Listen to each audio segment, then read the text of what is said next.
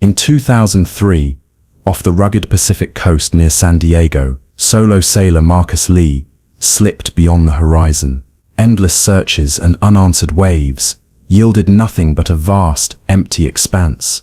Then in 2017, a battered glass bottle appeared from the depths, and everything changed. The scent of brine and anticipation hung heavy in the air as Marcus Lee made final adjustments to his sailboat, the Wanderer's Dream. His journey, a solo trans-Pacific voyage, began under a sky of impossibly clear blue, reflecting his own boundless optimism. Marcus had meticulously planned every detail of this adventure for years. His logbook, a thick, leather-bound tome, lay open on the cockpit table, its first pages filled with neat entries charting his course from San Diego, each waypoint a promise of discovery. The harbor, usually bustling, seemed to hold its breath, a silent witness to the quiet determination of a man setting sail into the unknown. He checked the rigging one last time, the ropes smooth and taut beneath his calloused hands. The wind, a gentle push from the west, promised a favorable start to his ambitious undertaking. A solitary seagull circled overhead, its cry a lonesome benediction as he cast off the lines. The Wanderer's Dream glided away from the dock, the hull slicing through the water with a soft, rhythmic whisper. Marcus turned, offering a final, lingering look at the receding shoreline, a silent farewell to the world he knew. The vast expanse of the Pacific lay before him, an open invitation to adventure and solitude. He set his sails, feeling the familiar pull as the wind filled them, propelling him steadily eastward. The sun, a golden orb, began its slow descent, painting the sky in hues of orange and purple. Marcus felt a profound sense of peace as the last sliver of land disappeared from view. The rhythmic slap of waves against the hull became his only companion. He was now truly alone, a small vessel on an immense ocean, heading towards a distant horizon. The silence was profound, broken only by the elements, a world away from the clamor of civilization. He entered the first few hours of his journey into the logbook, his handwriting steady and confident. The first entry detailed the exact time of departure, the wind speed, and the initial course heading. This logbook was his lifeline, a meticulous record of his progress and observations. The ocean stretched out endlessly, a canvas of shifting blues and greens. Marcus felt a deep connection to its power, a respect born of years spent on its surface. He was a part of it now, fully immersed in its vast, indifferent embrace.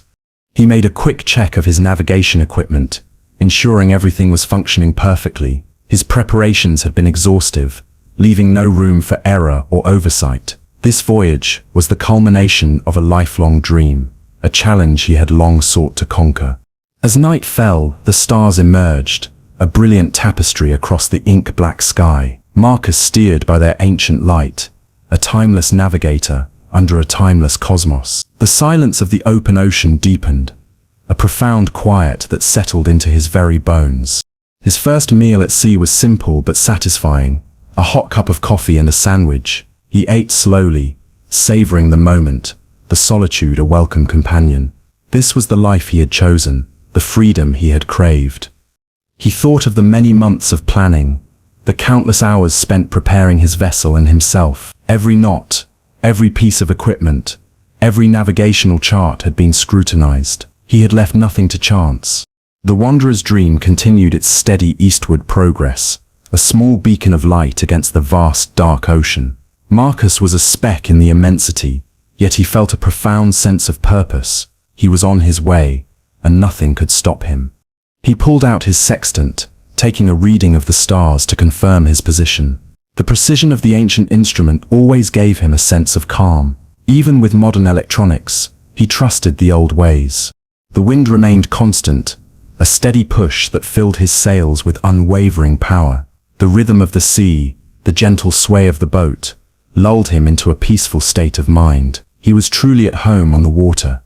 He recorded the star readings in his logbook, alongside his electronic readings, cross-referencing for accuracy. This meticulousness was a hallmark of his approach to sailing. Every detail mattered. The faint glow of the distant city lights had long since disappeared. Now only the endless expanse of the ocean surrounded him, a vast and wild frontier. This was the true beginning of his adventure. He adjusted his course slightly, ensuring he stayed on the optimal heading. The Pacific was a formidable adversary, but Marcus was a seasoned sailor, ready for whatever it might present. He had faced its challenges before. His first night at sea passed without incident, a testament to his careful preparations. The wanderer's dream rode the gentle swells with grace, a silent sentinel in the darkness. Marcus was content, anticipating the days and weeks ahead. He closed his logbook, the leather cool beneath his fingertips. The journey had begun, a testament to courage and the allure of the unknown. He looked out at the vast, dark ocean, ready for whatever lay ahead. Weeks turned into a desolate expanse of empty horizon. The initial radio checks, once regular and reassuring, now went unanswered, leaving a growing void of concern in their wake. Investigator Lena Hansen, then a rookie Coast Guard analyst, felt a chill creep into her professional detachment as the silence stretched on. She remembered poring over Marcus Lee's planned route, the intricate lines on the chart a hopeful blueprint. Each day her calls to his satellite phone went straight to voicemail, the automated message a cold echo of his absence. The initial reports from other vessels in the area, once optimistic, began to shift to a more somber tone. Lena reread the last confirmed position report, a small dot on the vast Pacific map, marking where Marcus was last known to be. The ocean, usually a source of comfort, now seemed to mock her with its immense, indifferent silence. The feeling of unease began to settle deep within her. The Coast Guard Communications Center, usually a hub of activity, felt eerily quiet when Marcus's window for scheduled check-ins passed without a word. Lena found herself staring at the blinking light on her console, willing it to signal a new transmission. Every moment that passed without contact amplified the gnawing worry. She cross-referenced weather patterns for his expected route, searching for any anomalies that might explain the silence. The seas had been calm, the winds fair, offering no obvious reason for distress. This lack of an explanation only deepened the mystery surrounding his disappearance. Lena reviewed the Wanderer's Dream's specifications. The boat a sturdy, well-equipped vessel built for long-haul voyages. Marcus was an experienced sailor, not prone to reckless decisions or unprepared ventures. His meticulous planning made his vanishing even more perplexing. Days bled into weeks, each one bringing less hope and more despair.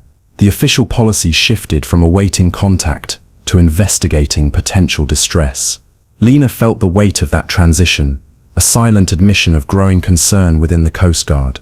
She spent hours tracing potential drift patterns, calculating where a dismasted or disabled vessel might end up.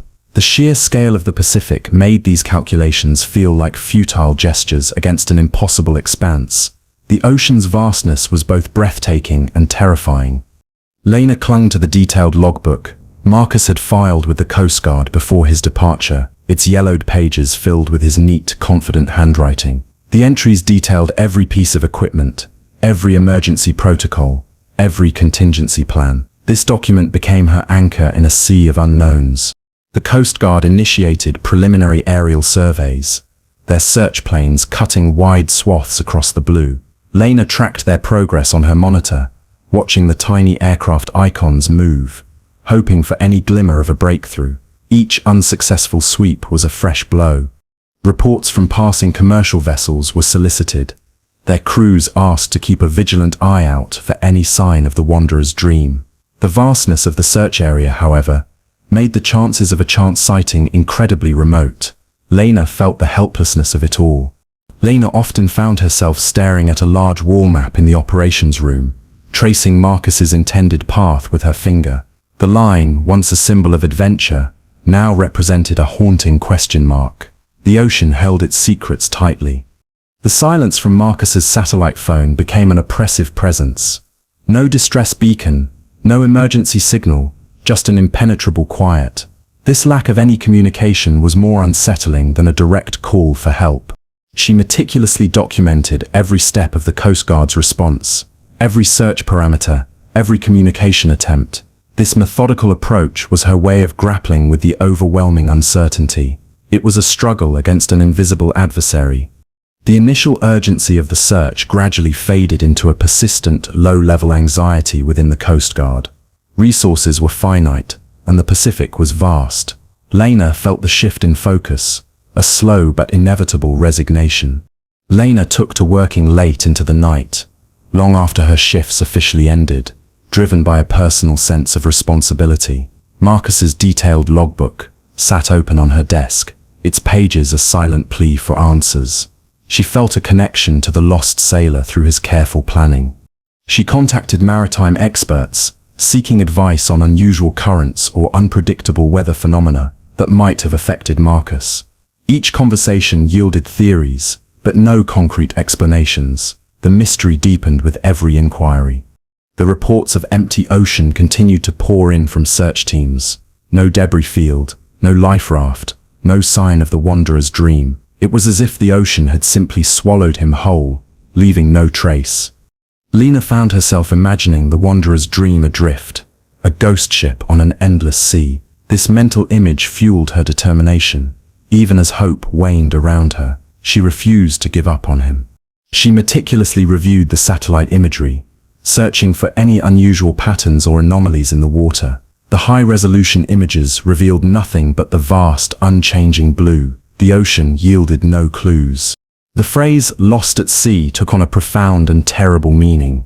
It wasn't just a term, it was a devastating reality for Marcus and for those who searched for him. Lena felt the weight of that reality.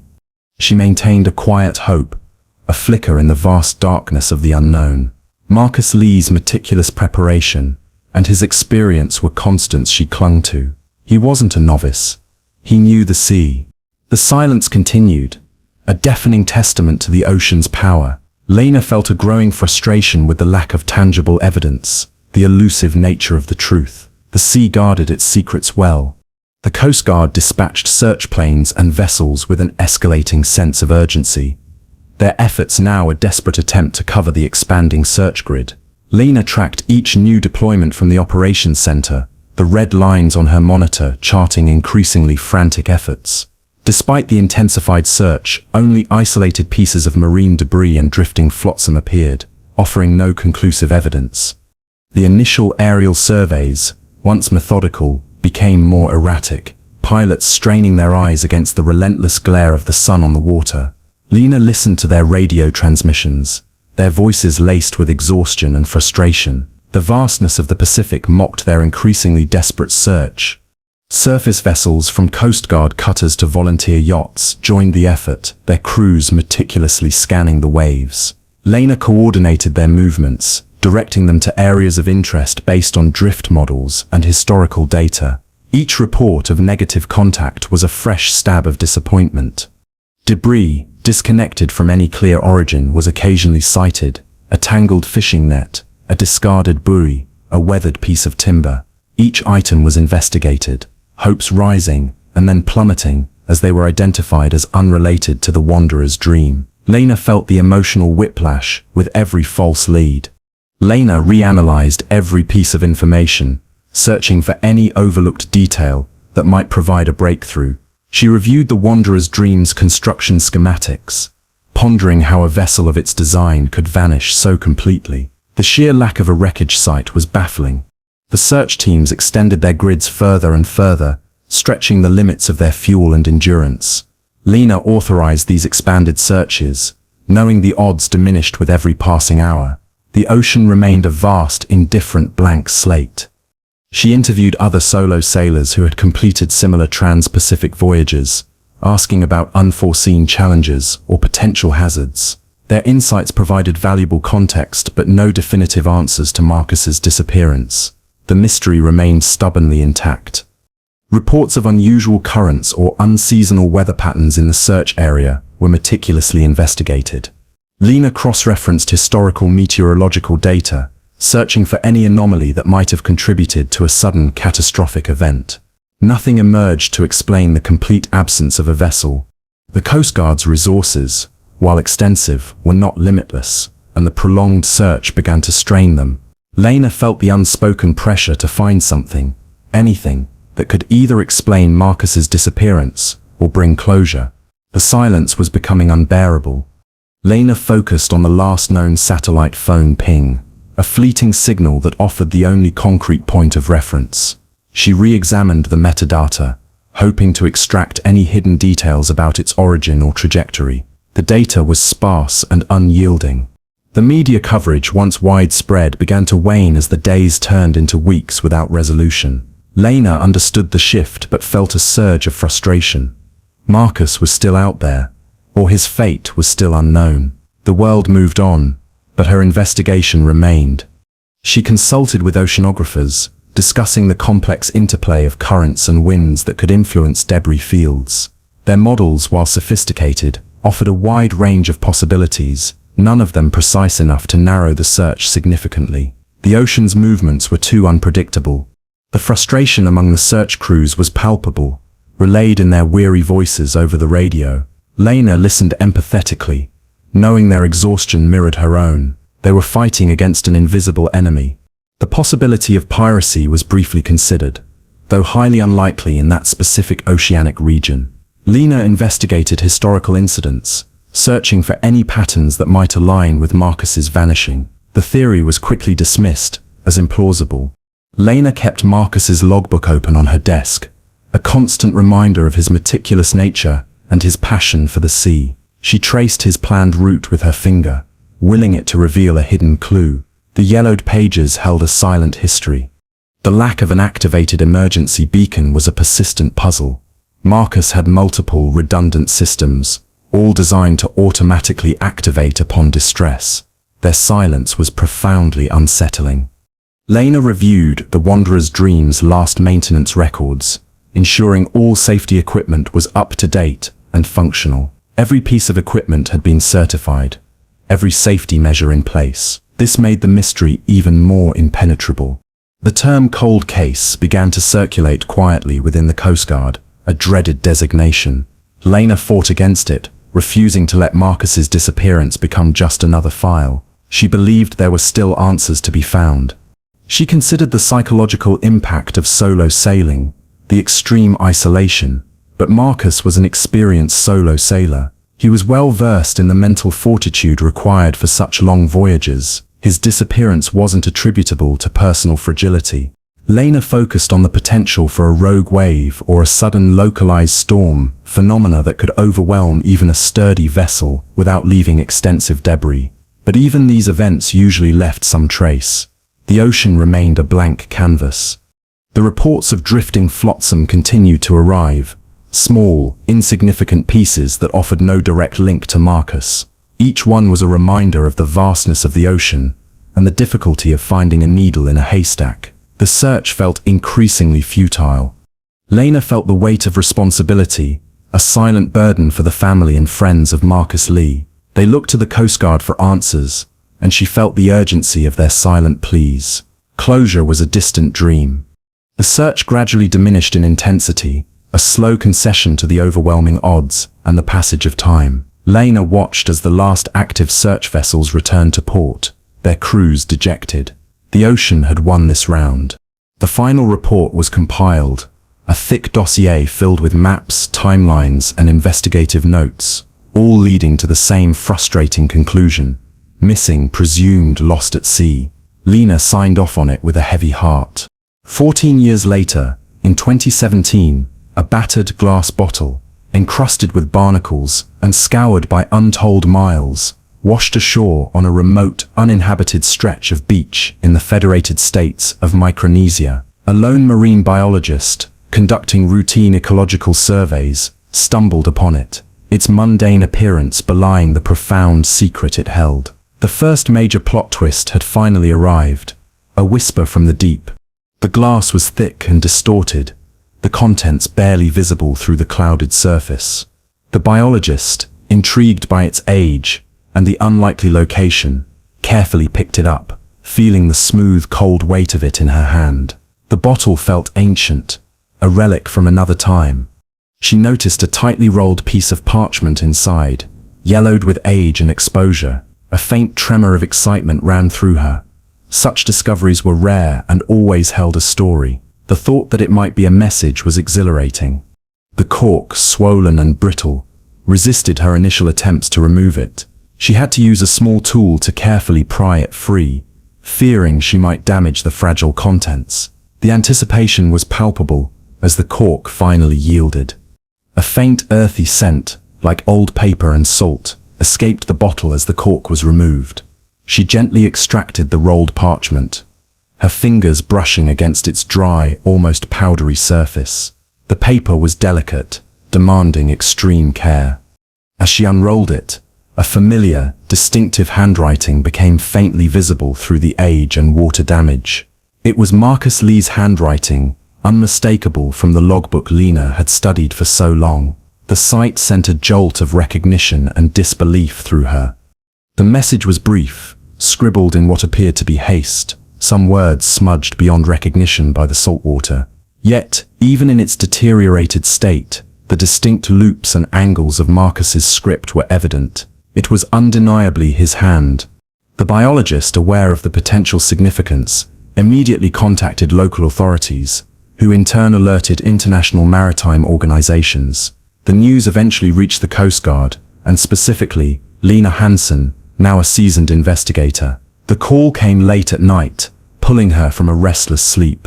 Lena's heart hammered in her chest as the caller described the bottle, the location, and most importantly, the handwriting. For 14 years, Marcus Lee had been a ghost, a haunting, unanswered question. Now a fragile piece of glass had shattered that silence.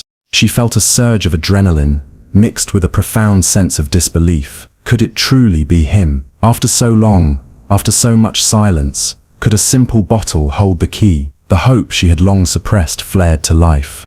The Coast Guard dispatched a small team to retrieve the bottle and its contents, ensuring the chain of custody was meticulously maintained. Lena gave detailed instructions on how to handle the fragile evidence, emphasizing its paramount importance. Every precaution was vital. The image of the bottle, sent via secure email, arrived on her screen. It was indeed battered, almost indistinguishable from the countless pieces of ocean debris she had seen. Yet, within its fragile confines, lay an undeniable truth. Lena felt a tremor in her hands as she zoomed in on the image, trying to discern any visible details of the message.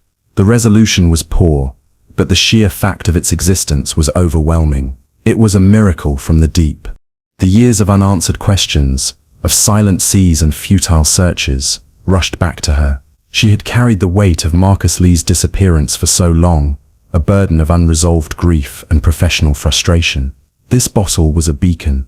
She immediately began to review the original case file, the yellowed pages of Marcus's logbook, and the archived search reports. The details, once a painful reminder of failure, now offered a fresh context for interpretation. Everything suddenly felt relevant.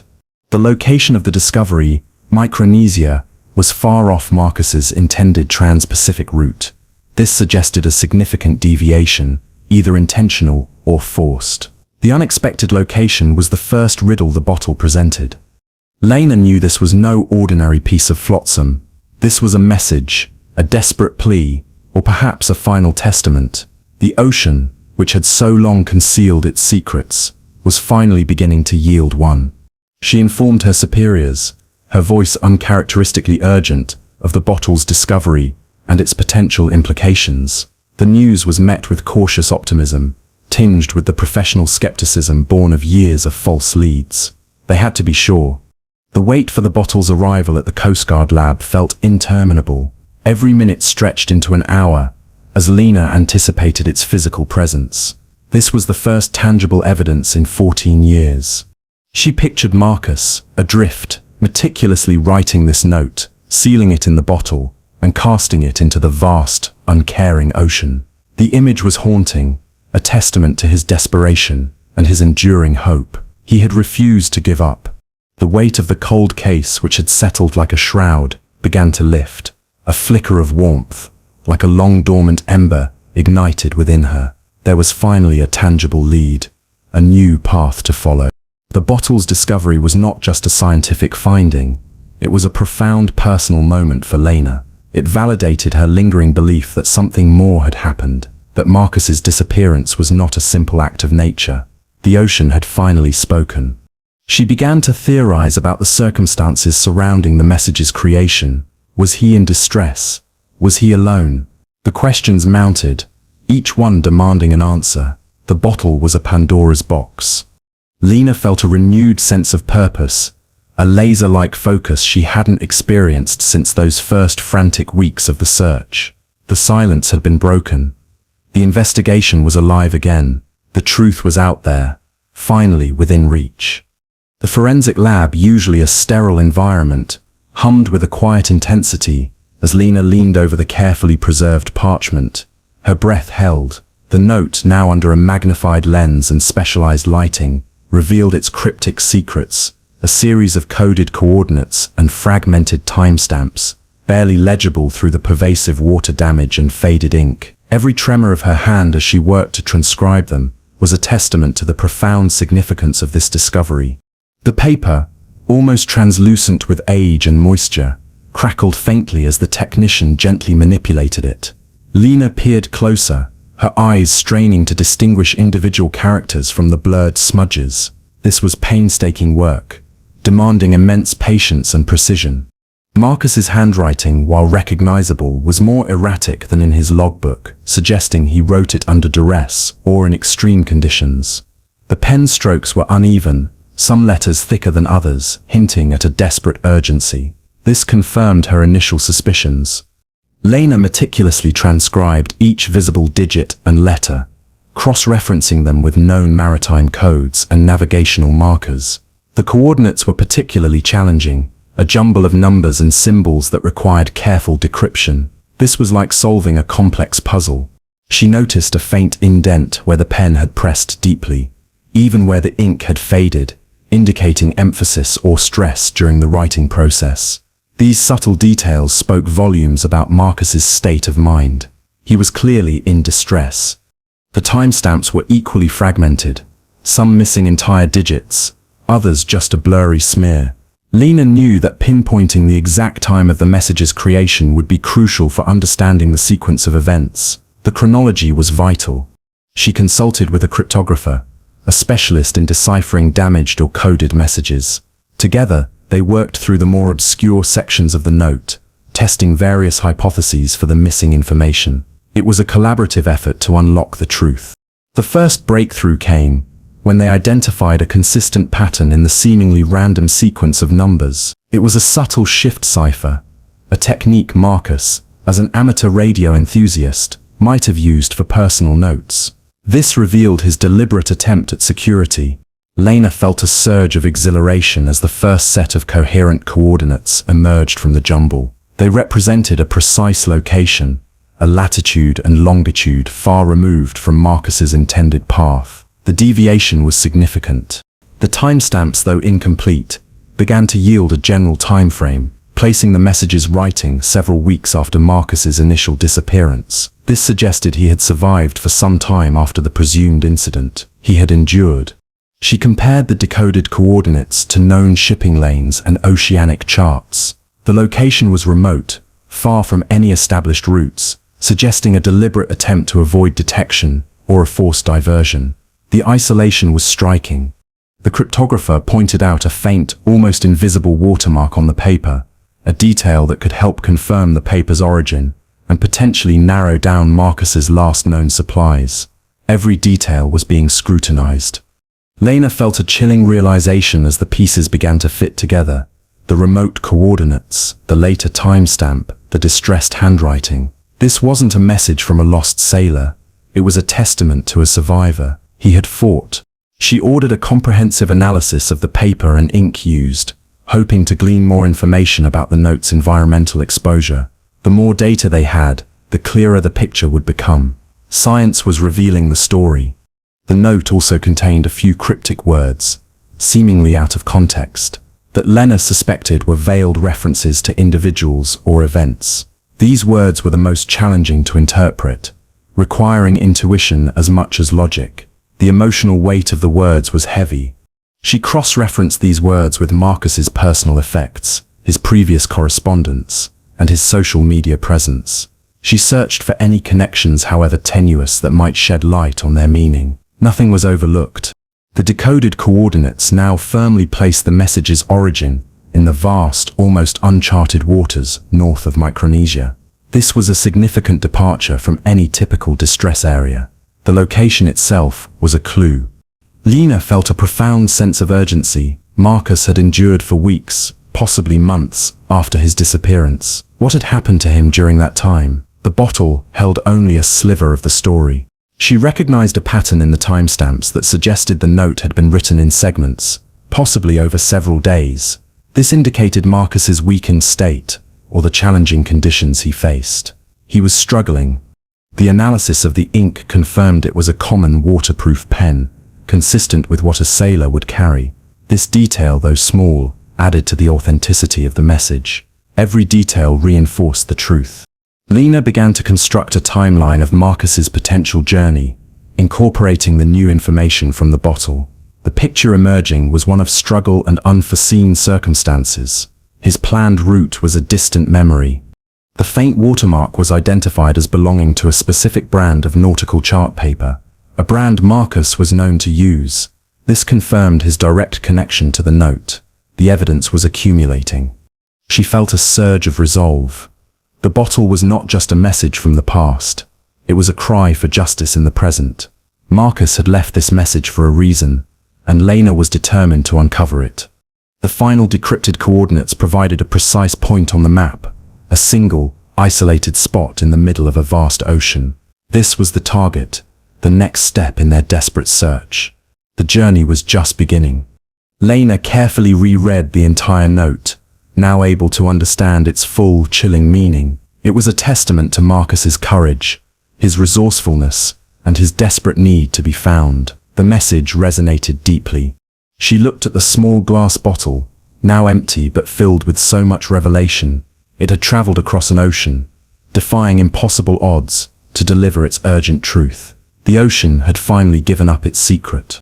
The screen glowed with an intricate tapestry of blue and green, as Lena meticulously mapped the newly decoded coordinates onto a high-resolution digital chart. Her finger hovering over the precise point, the location revealed a startling truth. An uncharted atoll, barely a speck on existing nautical maps, nestled precariously close to a hidden, little-used shipping lane. This discovery was a stark deviation from Marcus Lee's original planned route, a geographic anomaly that instantly deepened the mystery surrounding his disappearance. Lena zoomed in on the atoll, its faint outline emerging from the pixelated depths of the ocean floor. It was a ring of coral, largely submerged, with only a few small rocky outcrops breaking the surface. It was the kind of place a vessel could easily overlook, or, conversely, deliberately seek out for concealment. She cross-referenced the atoll's position with bathymetric data, revealing a surprisingly deep trench adjacent to it. This geological feature made the area even more intriguing, suggesting potential for unusual currents or sheltered anchorages. The underwater topography was a silent witness. The hidden shipping lane, revealed by overlaying historical vessel tracking data, was even more unsettling. It was a narrow, infrequently used passage, favored by vessels seeking to avoid heavily monitored routes or port clearances. This discovery was a chilling implication. Lena felt a jolt of suspicion. Why would Marcus, a meticulous planner, veer so drastically off course to a desolate atoll near a clandestine shipping lane? The logical inconsistencies gnawed at her, hinting at external forces. She ran simulations of drift patterns from Marcus's last known position, factoring in various weather conditions and potential incidents. None of the models, even with extreme variables, placed him anywhere near this newly discovered location. This confirmed a deliberate, unforeseen change in his journey. The remote nature of the atoll made it an ideal spot for illicit activities, a place where transactions could occur far from prying eyes. Lena's investigative instincts flared, suggesting foul play rather than mere accident. The pieces were starting to align. She pulled up satellite imagery of the atoll, searching for any signs of human activity, past or present.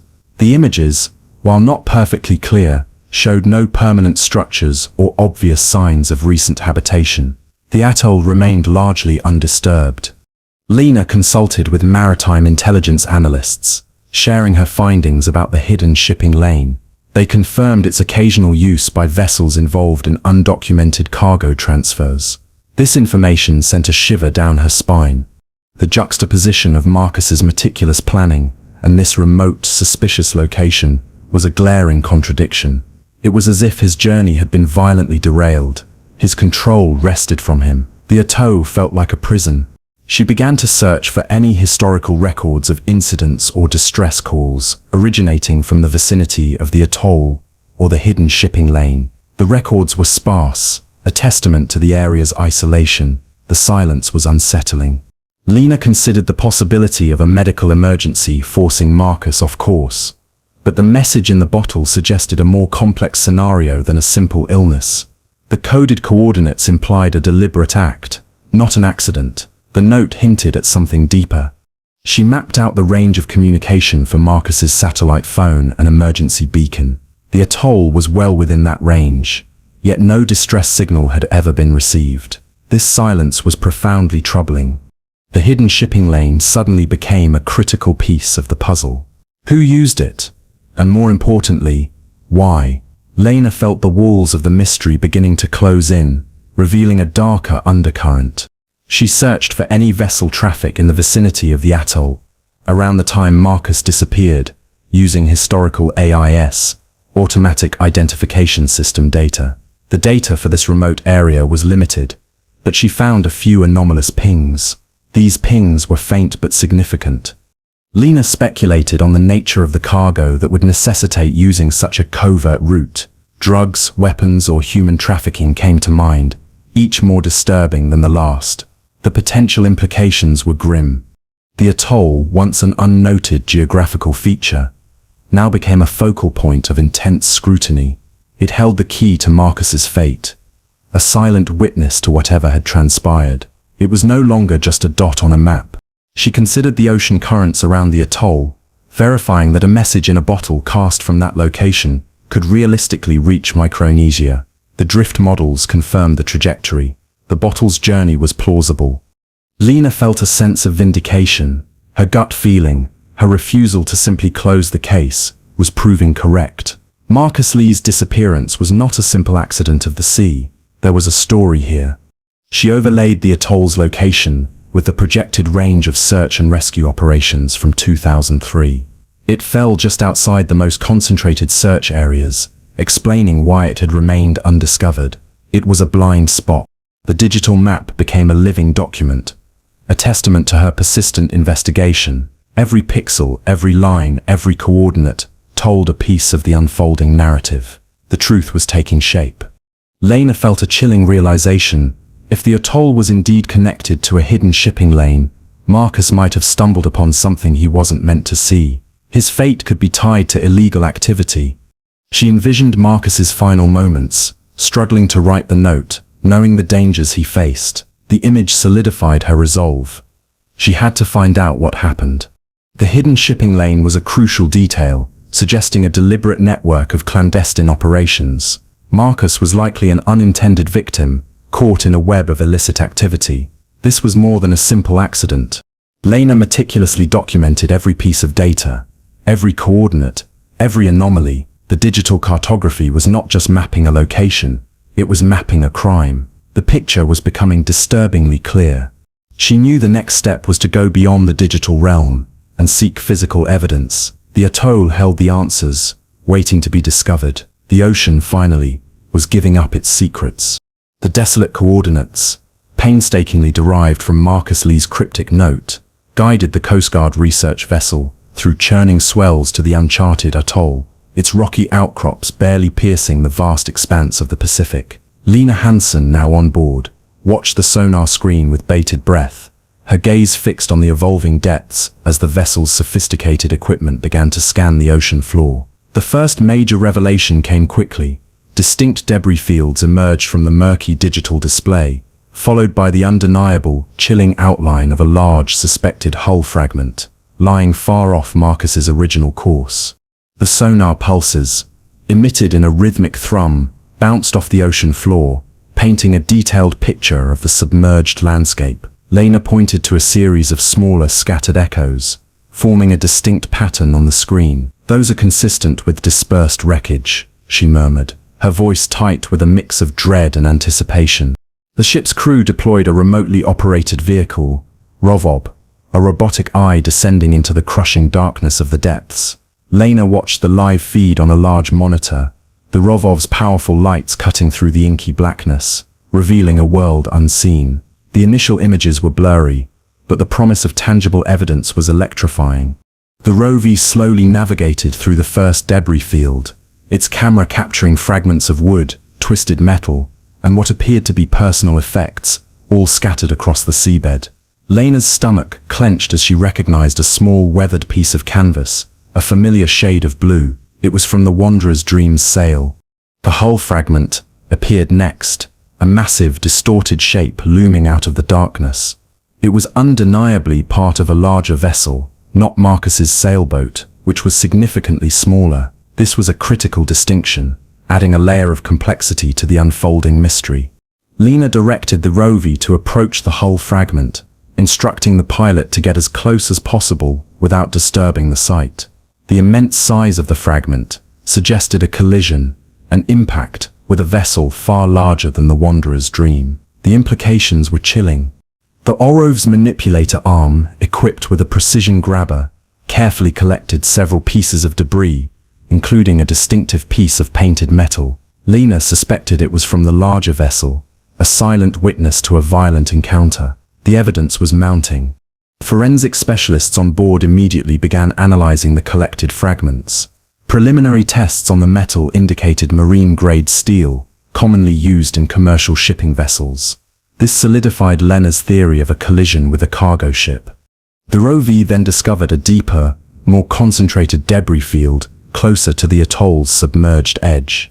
This field contained smaller, more numerous fragments, consistent with a vessel breaking apart on impact. This was the Wanderer's Dream's final resting place. Lena felt a profound sadness as she watched the images of Marcus's boat, now reduced to scattered wreckage. The vibrant image of the Wanderer's Dream setting sail from San Diego was replaced by this heartbreaking reality. The ocean had claimed its prize.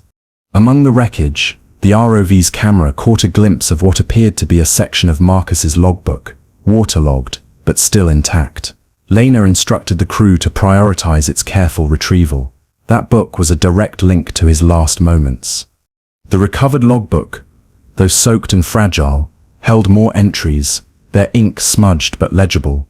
Marcus had continued to document his journey, even after the collision. His meticulous nature persisted, even in distress. The ROV also located what appeared to be a dislodged life raft, its orange fabric torn and deflated. Lena knew Marcus had a well-maintained raft, designed for quick deployment. Its condition suggested it had been deployed, but not successfully utilized. The sonar data and ROV footage combined to create a comprehensive picture of the incident. It suggested a catastrophic impact, likely at night, given the vessel's position off course and the remote location. The evidence pointed to a sudden, violent event. Lena focused on the hull fragment from the larger vessel. Its distinct paint color and material composition would be critical for identification. This was the key to finding the other party involved. The underwater current patterns around the atoll were surprisingly strong, explaining why the smaller debris from Marcus's boat had scattered so widely. The ocean was efficiently erasing the evidence. She noticed a distinct scoring pattern on the hull fragment, consistent with the keel of a sailing vessel. This further supported the theory of a collision. The impact was clearly marked. The recovery team worked tirelessly, their movements precise and deliberate, collecting every piece of identifiable evidence. Lena oversaw every step, ensuring the integrity of the scene. Nothing could be compromised. Lena felt a surge of cold fury. This was no accident of nature. This was a collision, and the other vessel had left Marcus to die. The debris field was a silent accusation. The recovered logbook entries detailed Marcus's confusion immediately after the impact, his attempts to assess damage, and his desperate efforts to deploy the life raft. His final entries were heartbreaking. The forensic analysis of the debris fragments continued, each piece telling a small part of the story. The ocean had been a cruel witness, but it was now revealing its secrets. The truth was within reach. Lena looked at the sonar image of the atoll, a beautiful, yet deadly natural formation. It had become a silent tomb, holding the grim evidence of a violent encounter. The ocean had many dark corners. The discovery of the hull fragment from a larger vessel was the irrefutable evidence they needed. This was not a solo sailing accident. It was a hit and run at sea. The investigation had changed irrevocably. She knew the next step was to identify the vessel responsible, to give Marcus Lee the justice he deserved. The ocean had finally spoken, and its message was clear. The search for the truth was far from over. Back at the Coast Guard headquarters, the recovered hull fragment became the centerpiece of the investigation, its distinctive paint and material composition under intense scrutiny. Lena Hansen, now working almost exclusively on Marcus Lee's case, cross-referenced the forensic data with extensive shipping logs, focusing on any vessel that transited the hidden lane near the uncharted atoll during the critical period. The digital trail, initially faint, began to illuminate a shocking inconsistency. A clandestine cargo vessel's logs directly conflicted with the note's timeline, implicating its crew in a deliberate act and an elaborate cover-up. The forensic team identified the specific type of marine paint on the hull fragment, a commercial-grade anti-fouling coating used on large cargo ships. Lena narrowed her search, filtering shipping manifests for vessels of that size and type. The database of global shipping traffic was immense, but she had a precise target. She analyzed the scrape marks on the hull fragment, creating a digital model of the impact.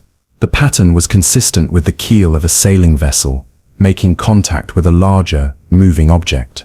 The collision was not an accidental bump. The hidden shipping lane, once an obscure footnote, now became a vital nexus. Lena focused on any vessel recorded in or near that lane, within a week of Marcus's estimated collision time. The window of opportunity was small but significant. One vessel, the MV Neptune's Shadow, a Liberian-flagged general cargo ship, repeatedly appeared in her refined search parameters. Its AIS data showed it had transited the hidden lane precisely during the time frame suggested by Marcus's note and the forensic evidence. This was the first major red flag. Lena pulled up the Neptune's Shadow's official logs for the period, meticulously scrutinizing every entry. The logs showed a continuous, uneventful voyage, a smooth passage from one port to another, with no reported incidents or deviations. This perfectly crafted alibi was too perfect. The time of the collision, as estimated from Marcus's logbook and the forensic evidence, fell squarely within the Neptune's Shadow's documented passage through the hidden lane. The coincidence was too precise to be random. It was no accident.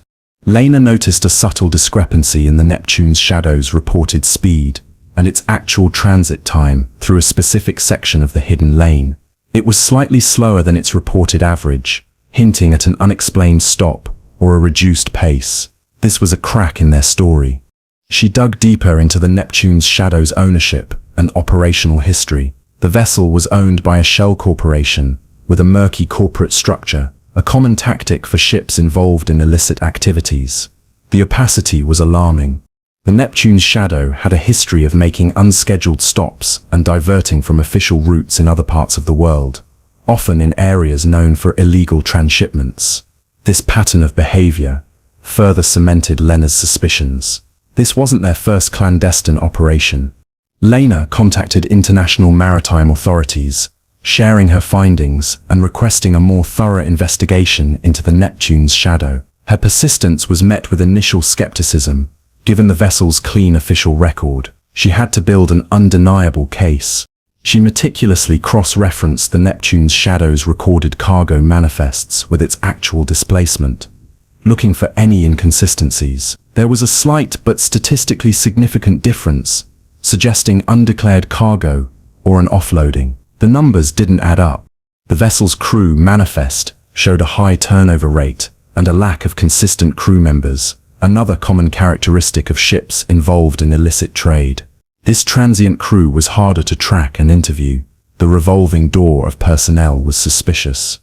Lena focused on the weather conditions during the night of the collision. Visibility was clear, sea states calm, meaning the Neptune's Shadow should have easily spotted the Wanderer's dream. The lack of an emergency maneuver indicated deliberate action or gross negligence. She knew the crew of the Neptune's Shadow had covered their tracks, altering logs and maintaining a false narrative. The sheer audacity of the cover-up fueled her determination. They thought they had gotten away with it. Lena felt a cold rage bubbling beneath her professional demeanor.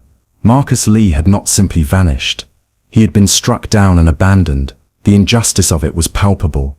The official alibi of the Neptune's shadow was now definitively broken, revealed as a fabrication designed to conceal a terrible truth. The digital evidence, though circumstantial, was compelling. It painted a clear picture. She prepared a detailed report outlining all the inconsistencies, the forensic evidence, and the historical patterns of the Neptune's shadow. The evidence was now undeniable. The Coast Guard, convinced by Lena's meticulous work, began to prepare for an interdiction, coordinating with international partners to locate and board the Neptune's shadow. The chase was on. Lena felt a surge of grim satisfaction. After 14 years of silence, the truth was finally emerging, piece by digital piece. The ocean had its witnesses, and she was their voice. The Neptune's shadow was no longer just a name on a manifest. It was a suspect, a silent accomplice in Marcus Lee's disappearance. Its journey was now under relentless scrutiny. She knew confronting the crew would be the next critical step, peeling back the layers of deception. The alibi was broken, but the full story remained to be uncovered. The truth was waiting. Lena looked at the small hull fragment, a silent piece of evidence that had traveled across oceans and through time to finally tell its story. It was a testament to the enduring power of truth.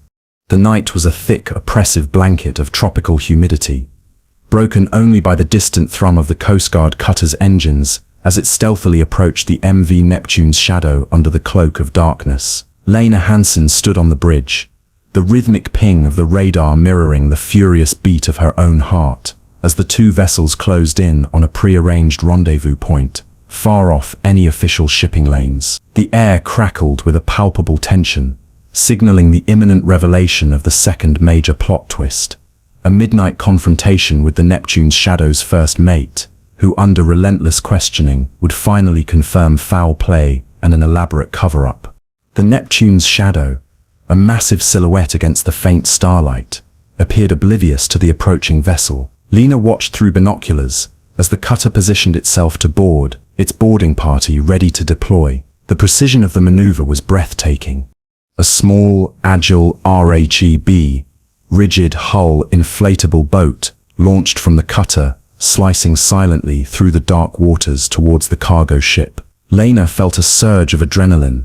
This was the moment of truth, the culmination of years of relentless pursuit. Justice felt tantalizingly close. The boarding was swift and efficient. Lena, accompanying the lead investigation team, stepped onto the Neptune's shadow's deck, the harsh clang of her boots on the metal echoing in the silent night. The air was thick with the smell of diesel and stale sea air. The crew was immediately assembled, their faces a mixture of surprise and apprehension. Lena's eyes scanned the group, searching for the first mate, the man whose signature was on the suspiciously clean logbooks. His nervous glance immediately drew her attention. Captain Thompson, the Coast Guard's commanding officer, a man known for his calm authority, addressed the crew, stating the reason for the boarding and demanding full cooperation. His voice was firm, leaving no room for defiance. The atmosphere was charged. Lena approached the first mate, a burly man with shifty eyes and a defensive posture. "I'm Investigator Hansen," she stated, her voice clear and unwavering. "We need to talk about your passage through the hidden lane in 2003. His eyes widened imperceptibly. She held up a laminated image of the hull fragment, recovered near the atoll. "This," she continued, "is from your vessel, and this," she added, displaying a printout of Marcus Lee's deciphered note, "is from the man you left to die." The first mate's face paled. He stammered, attempting to maintain the vessel's official alibi, repeating the pre-prepared narrative of an uneventful voyage. Lena listened patiently, letting him dig his own grave, observing his nervous tics and evasive glances. His lies were transparent. "We have forensic evidence, Mr. Chen," Lena pressed, using his name. "Debris from the sailboat, and even entries from its logbook. We know you hit the Wanderer's dream." Her words were like a hammer blow. The first mate's composure began to crack.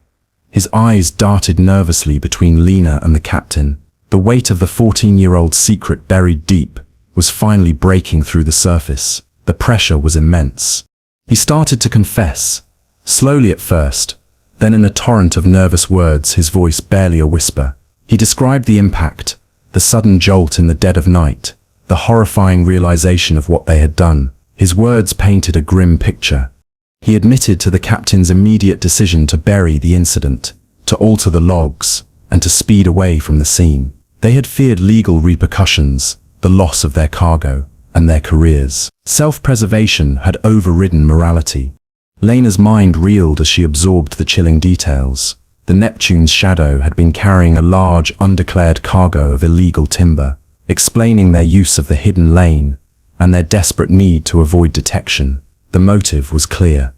The first mate described how they had seen the small sailboat's lights briefly after the impact, but the captain had ordered them to maintain course, to leave no witnesses. The coldness of the decision sent a shiver down Lana's spine. He revealed that they had even turned off their AIS transponder for a brief period, explaining the anomalous data Lena had found. This confirmed their deliberate attempt to vanish from tracking systems. They had tried to erase their presence. Lena pressed him for more details, asking about Marcus Lee specifically. The first mate admitted they had seen a man in the water struggling, but the captain had refused to stop, fearing exposure. The sheer inhumanity of it was staggering. The confession was recorded, a damning testament to a desperate act and a cynical cover-up. Lena felt a wave of relief, followed by a profound sadness for Marcus. His fate was no longer a mystery. The captain of the Neptune's shadow, now aware of his first mate's confession, was brought to the bridge, his face etched with defeat and grim acceptance. His long-held secret was finally exposed. Justice was unfolding. Lena knew this was just the beginning of the legal process, but the truth, long hidden beneath the ocean's surface, had finally emerged. The first mate's confession was irrefutable. She looked out at the vast dark ocean, a silent witness to the events of that distant night. The sea had given up its secrets, thanks to a message in a bottle and relentless investigation. The story was finally complete.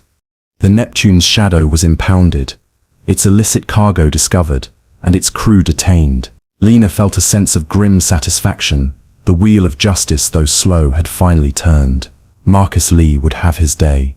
Months later, the quiet hum of the forensic lab replaced the ocean's roar as Lena Hansen watched intently, her gaze fixed on the screen displaying DNA test results. The analysis, painstakingly conducted on remains recovered from the uncharted atoll's immediate vicinity, confirmed a definitive match. The fragments belonged to Marcus Lee. A profound sense of closure, tinged with lingering sorrow, washed over Lena as she finally comprehended the full scope of the ocean's power, its ability to conceal the most devastating truths for years, only to reveal them through the most unexpected means. The lead forensic anthropologist approached Lena, a solemn expression on her face, and nodded. "It's him, Investigator Hansen," she stated quietly, her voice carrying the weight of the confirmation. The words, long awaited, brought a wave of finality. Lena felt a deep sigh escape her lips, a breath she seemed to have held for 14 years. Marcus Lee was no longer just a missing person. He was a victim, and his story finally had an ending. The endless speculation could finally cease. The remains, small bone fragments, and personal effects discovered by specialized underwater recovery teams had been meticulously brought to the surface. Each piece had been a silent testament to Marcus's final struggle. They were sacred evidence. The DNA match was irrefutable, linking the recovered material directly to samples provided by Marcus Lee's family. Science had provided the undeniable proof, closing the loop on a long and painful mystery. The truth was absolute. Lena felt a profound sadness for Marcus's family, knowing that while they now had answers, the pain of his loss would never truly dissipate. She knew this closure, though hard-won, was essential for their healing. It was a somber victory. She thought of the wanderer's dream, now lying in scattered pieces on the ocean floor, a silent tomb. Marcus had set out with such hope, only to meet such a brutal end. The contrast was heartbreaking. The Neptune's shadow captain and first mate faced charges of criminal negligence, reckless endangerment, and obstruction of justice. The trial was ongoing, but Lena knew the evidence was overwhelming. Justice was being served. Lena held a small framed photo of Marcus Lee that his family had provided early in the investigation. He was smiling, his eyes bright with the promise of adventure. She felt a connection to the man whose fate she had fought so hard to uncover. The message in the bottle, now carefully preserved under glass, was a poignant symbol of human resilience and the enduring power of hope. It had defied impossible odds to deliver its urgent truth. It was a whisper from the past. Lena reflected on the vastness and indifference of the ocean, a force capable of both breathtaking beauty and unimaginable cruelty. It had held Marcus's secret for 14 years, a silent, powerful guardian. Its secrets were finally revealed. She walked to the large wall map in her office, no longer tracing Marcus's planned route, but now looking at the uncharted atoll, forever marked by tragedy. The dot on the map held a new somber significance. It was a place of remembrance. The logbook, Marcus's final entries preserved and deciphered, detailed his last desperate moments, his attempts to send a distress signal, and his final coded message in the bottle. His meticulous nature had ultimately saved his story. He had left a legacy. Lena felt a deep sense of accomplishment, not for herself, but for Marcus and his family. She had honored her commitment to him, the unspoken promise she had made as a rookie analyst. She had given him a voice. The investigation had spanned continents and oceans, driven by a fragile piece of glass and an unwavering determination. It was a testament to the power of persistence and the pursuit of truth. The journey had been long. Lena knew that the ocean held countless other secrets, stories of loss and vanished lives. But for Marcus Lee, the silence had finally been broken, replaced by the quiet certainty of truth. His memory would endure. She looked out her office window, toward the distant glimmer of the Pacific.